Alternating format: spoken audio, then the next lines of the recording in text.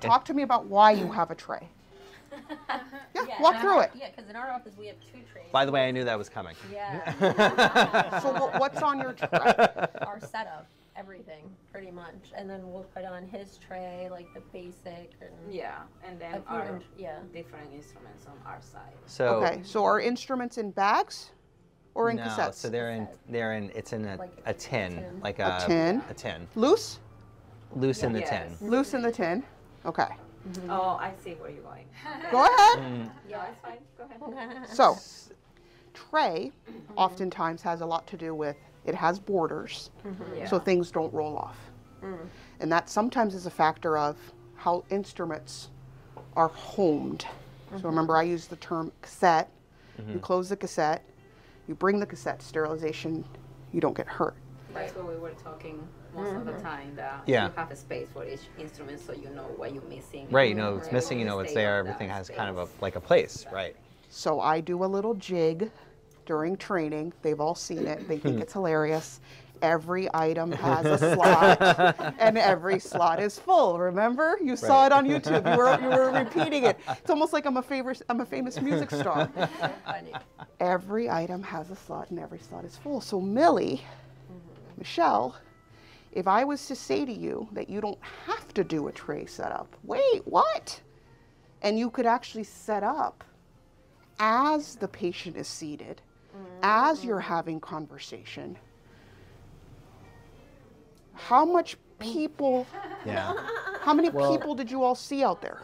How many people were waiting? Yeah.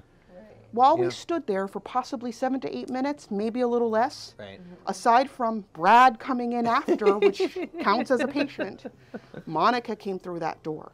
Yeah. A gentleman and 2 women came through that door. That's 3. How many chairs were out there? I don't even know. Maybe 6. 6 or maybe 7? that? Yeah. So bring your patient back. Yeah. Their perception as a patient of time is different than ours. Yeah. They want to be in a chair.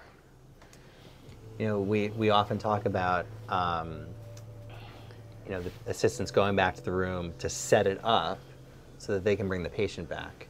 And what we have been talking about is, I mean, you know, restorative and crown and bridge, it's most of what we do. Yeah. If most of that stuff, those materials, forget about the instruments. So the instruments, sure, you'll bring in, but if the materials are already there, then there's not as much, there's nothing to set up. And I mean, and if it's endo or if it's something else, we talked about this too, the patient could already be in the room and somebody could be wheeled in behind them. You know, So if everything was there. The only thing that we will bring is literally our instruments into the room. Maybe. Correct. Because everything is already. Maybe. Yeah. Maybe. That's where. Yeah, I mean, you know, I mean, listen, this tub right here essentially has everything on it that's in our composite kit, right? I mean, it's essentially just right here. Yeah. And then in our crown on our crown and bridge tray, it's the main things on the tray are the instruments and what else? Like, I mean, we have like the little tubes like this that have the wedges. Right. That I mean, that's all. That's all in our We thing. bring the cassettes, right, into the room. So we just keep the instruments in the cassettes. Yeah. That's what all we'll we do. need to do. Yeah. Okay. Because what happens now, it's actually interesting, is that in the tin there are instruments, some of them which are not being used. So what the assistants will do is they'll open up the tin, they'll pull out the stuff they're going to use and put the other stuff to the side. But the reason why they do that is because they're not laid out in the tin, they're on top of each other. Yeah. Right. So you can't go in there to grab stuff because you have to hunt for it. So if everything was just sitting on the cassette and after we put an instrument down, if you put it back in the cassette theoretically, then you would just pick it back up if I needed it again. And what if we took it one step further and you added a rubber band or a marking on the instruments? And in the order he uses them, you do a line diagonal from the mirror, look at your face, down to the last instrument. So And when you put them back, you ready? Where, yep. So now you don't even have to think. Because what does thinking involve? Time. Time. And who am I? Let's tell Monica. I have a new name. I'm the time giver. All right.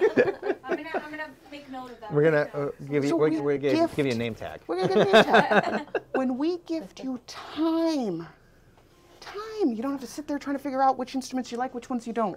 You don't have to figure out between doc and then associate. Or hygiene A and hygiene Z.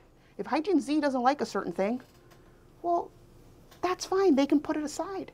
But if it's all in order, they're going to put it that way because when A works with that cassette, they can work, and when Z works with that cassette, they can work. The most challenging group for cassette standardization is hygienists. They have favorite instruments. Yeah. They do. They have sure. favorite instruments. So what do? You have a meeting, and you debate the discussion of what does A do that B doesn't do. This conversation is now going to go really wild because we have to do the same for burrs. Because how does he get a new burr? He goes to a class and somebody lectures and somebody gets paid and somebody hands him a burr. Then he brings it to the office and then you order the burr, he orders the burr, he's smiling. And now the cassette for the burrs is bigger. Yeah. So now the inventory numbers get thrown off. So you laugh. So we've done a lot of CE, and one of the CE guys that we speak to says he has one burr block for everything. There's 12 burrs in it. That's what he's got. Yeah. Done. So we developed our own at the office. Took about a year and a half. I'm using those. My dad's using his own. Okay. but in a consolidated world, or I Sure. should say instead of but, and in a consolidated world, if this was your associate, could you sit together, even though it took you a year and a half to get there? For sure.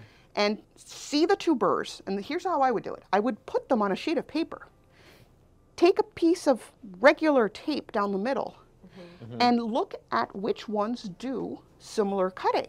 Right. And when you come across the one that does something super, super crazy special, you can have it in the burr block. He just may never use it, and Right. vice versa. Well, yeah. So you may go from 12 to 24. And For- that's not for the end of the sure. world. For sure. As long as you're not 160, which is the award-winning office. Hello, award-winning office in New Hampshire. You know who you are. They are 160 burrs, and that's where they landed. 160. 160. It's a lot of burrs. That's a lot of burrs. That's a lot of burrs. They know who they are. We got them down to 90 at one of our trainings. But it's still 160 wins the award. They know who they are.